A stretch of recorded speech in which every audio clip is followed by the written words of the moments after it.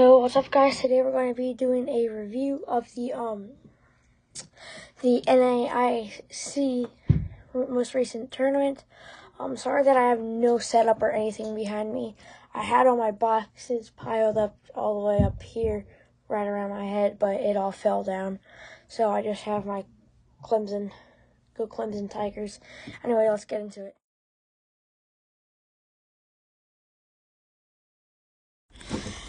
Alright, guys, this is the first place deck from the NAIC tournament.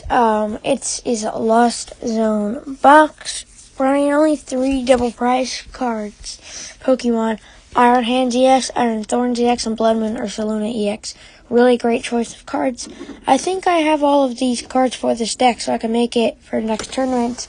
But I'm not sure I really want to do that, seeing as all the next places are Guardies. But anyway, we'll get to that in a minute. This deck works really well with the Iron Hands EX being able to attack very, very quickly because of the Mirage Gates. To just power up it immediately, and then going against any other decks, you're just taking 2 prize cards for 1 prize Pokemon straight off the bat, because it's like powers up before they can do anything. So it's a really good attacker. Then Iron Thorns, well, Iron Thorns is Iron Thorns, so yeah, it's a good Pokemon. Then we have all the other Lost Box stuff. 4 Super Rods for this deck, specifically 4 Pokestops. I really don't think we need those, but the guy won with it, so he did well. That works. Then we have Blood Moon Ursaluna. Obviously, that's running the deck. I did a separate video about that, so if you want to know more about that, then you can go see that video. Anyway, let's get to our next deck.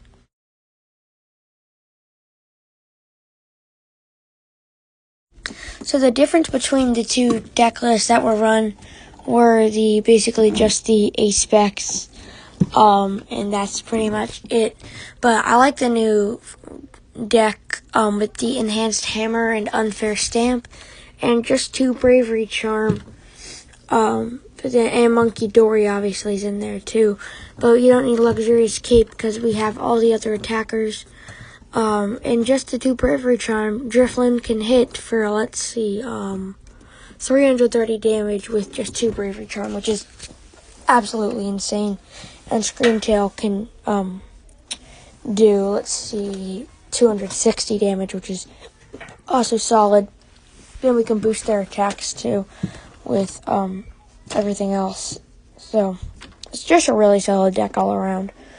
With everything, 4 Arven, 4 Ionos, and then, yeah, the Cresselia is back in there too. We also have the Devolution, which wasn't in there previously, or the Monkey Dory, which can also just put damage on your opponent's Pokemon, making your Gardevoir do 220 damage, or your Screamtail do 290, and your Drifloon basically doing like 360. So that's really good. Everything else is pretty much the same except the Earthen Vessel, just 1 more of those. No Jirachi. Yeah, pretty solid deck.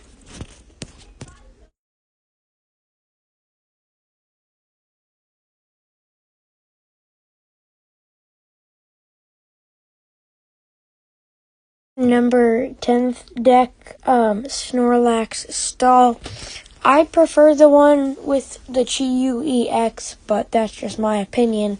And obviously this one is the better one because it got higher, but I like the other one. I never really understood the point of Snorlax Stall. Like, who wants to win by, it's a good deck, but who wants to win by your opponent running out of prize cards? Like, I've only won by doing that a couple times, and that's because they couldn't knock out my Pokemon without me healing it first with like a Professor Turo, Sharon Scare, or like a Hyper Potion when those used to be there. But the Mimikyu is just like put that in the active, and then they can't damage you. They send up their other Pokemon that they can knock you out with, and then you send up your like Snorlax tank Pokemon or your Pidgeot V, and then just do stuff. And never understood, if they have enough Pokemon to do enough damage, can't they just do that damage? Like, I don't understand that. How did they just not knock you out the whole game? And that's so, I don't understand this deck, and I don't really even like this deck. But I like the Chi-Yu one better, because, it's just can actually do stuff more than just send up your Snorlax and let it die. I mean, I don't see how this is like a fun Pokemon game anymore with this. Yeah.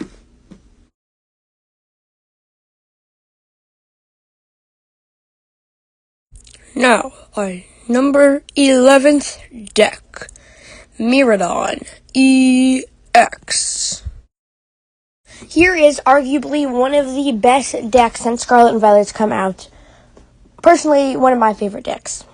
Anyway, this is our number 11th deck, Miraidon EX, running 2 Iron Hands, 2 Squawkabelly, and everything else, including the new Blood Moon Ursaluna from Twilight Masquerade.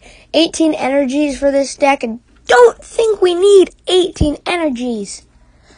But still, actually no, 20, because the double turbo counts as 2 each. So 20 energies. That's a lot of energy for this deck, but you can all see why we need that much energies to do all the damage with every Pokemon, because we don't have enough if we were just doing like 1 or 2 Pokemon to attack with, but we have every Pokemon can attack, so that's really good. Doing a ton of damage spread across the board, and he just did a really good job working this deck at NAIC New Orleans. Yeah, good job. Let's get to our next deck.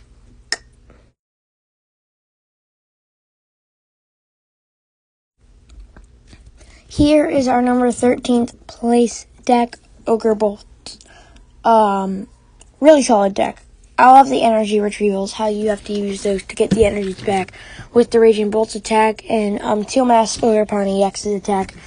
I don't see the need for the Sandy Shocks EX, but obviously those are running the deck, and so I'm assuming they're going to be useful with all the other cards. I'm actually thinking about running this deck because I really want it, and because it's doing really well. It's a new deck, but we'll see about that.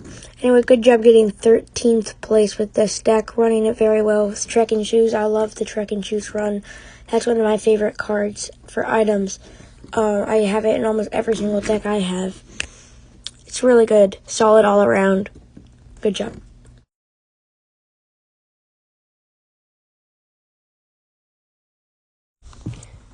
Guys, this is, wait, what is this? Regidrago V-Star? I've never seen this deck in my life. So many Pokemon, too many Pokemon actually. Why the Raging Bolt? There's no energy for Raging Bolt.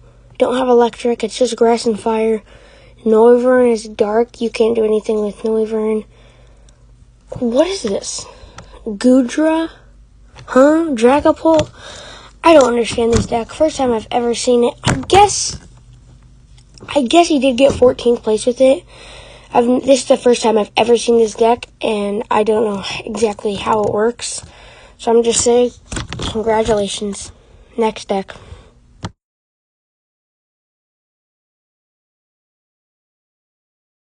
Finally, guys, Chinpao is back in the Pokemon game.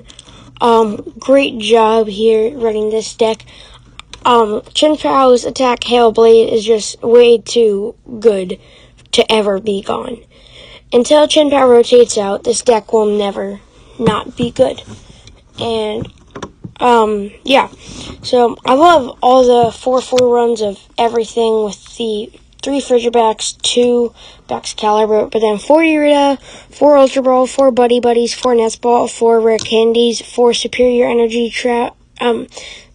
Retrieval, and then everything else is just great. I love the new Iron Hands EX card, though, running with this deck, too. Early game, you're getting your Rare Candy on your Baxcalibur, then power up your Iron Hands and start taking shots and just annihilating the game. So, this deck will never be bad until it rotates. I love this deck.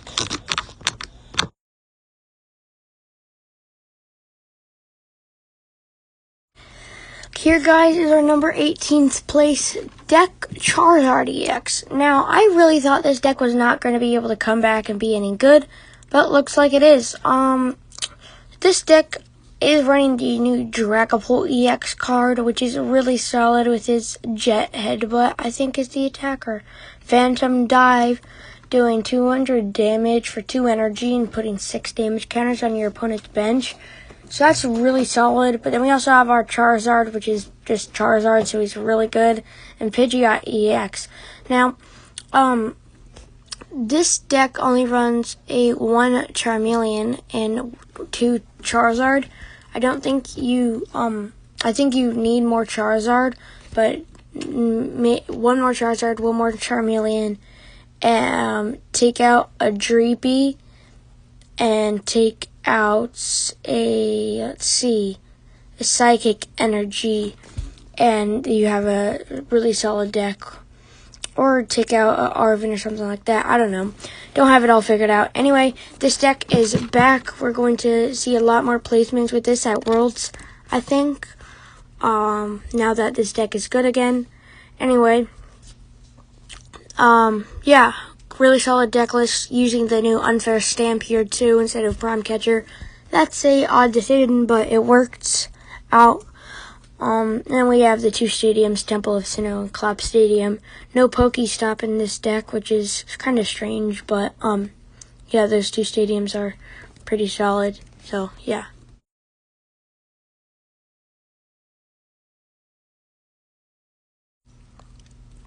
Guys, here is our number 20th deck, the last deck that we're going to be going over today, Future Hands. I preferably love this deck. It was one of my only losses at the last tournament I went to, but it did pretty well there.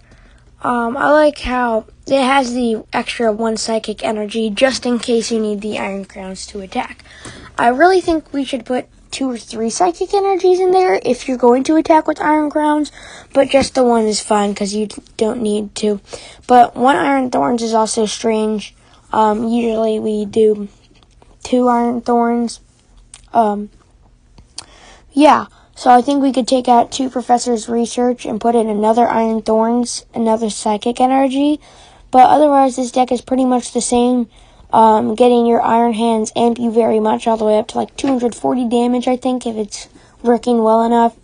And that's really good to take, because you can take like 3 prize cards with doing that much damage. What a monster.